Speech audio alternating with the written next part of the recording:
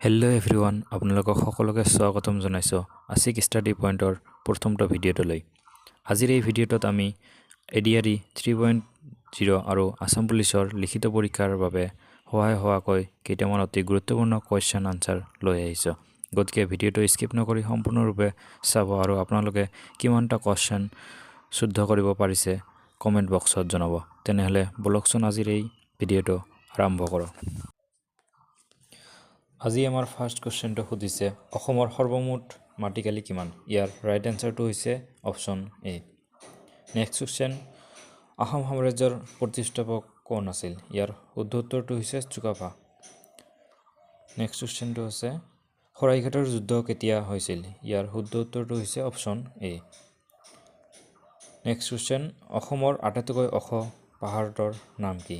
ইয়াৰ শুদ্ধ উত্তৰটো হৈছে অপশ্যন বি। অসমৰ কোনখন ঠাইক পূবৰ স্কটলেণ্ড বুলি কোৱা হয়? ইয়াৰ শুদ্ধ উত্তৰটো হৈছে অপশ্যন চি। অসমীয়া ভাষাৰ প্ৰথম যন্ত্ৰত ছপা পুথিখন কি? ইয়াৰ শুদ্ধ উত্তৰটো হৈছে অপশ্যন এ। অসম কিশোৰী বুলি কাক জনা যায়? ইয়াৰ শুদ্ধ উত্তৰটো হৈছে অপশ্যন বি। প্ৰথম অসমীয়া বোলছবিখনৰ নাম কি?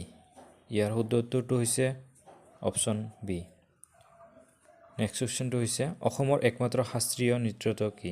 ইয়াৰ শুদ্ধ উত্তৰটো হৈছে অপশ্যন বি।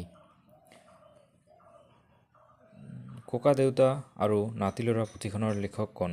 ইয়াৰ শুদ্ধ উত্তৰটো হৈছে অপশ্যন এ, লক্ষ্মীনাথ বেজবৰুৱা। অসমৰ সৰ্বমুঠ ৰাষ্ট্ৰীয় উদ্যান কিমানখন? ইয়াৰ শুদ্ধ উত্তৰটো হৈছে অপশ্যন নম্বৰ চি, 7খন। অসমৰ আটাইতকৈ সৰু ৰাষ্ট্ৰীয় উদ্যানখন কি? ইয়াৰ শুদ্ধ উত্তৰটো হৈছে অপশ্যন নম্বৰ চি। দিহিং পাটকাইক কেতিয়া ৰাষ্ট্ৰীয় উদ্যান হিচাপে ঘোষণা কৰা হয়? ইয়াৰ শুদ্ধ উত্তৰটো হৈছে অপশ্যন নম্বৰ বি।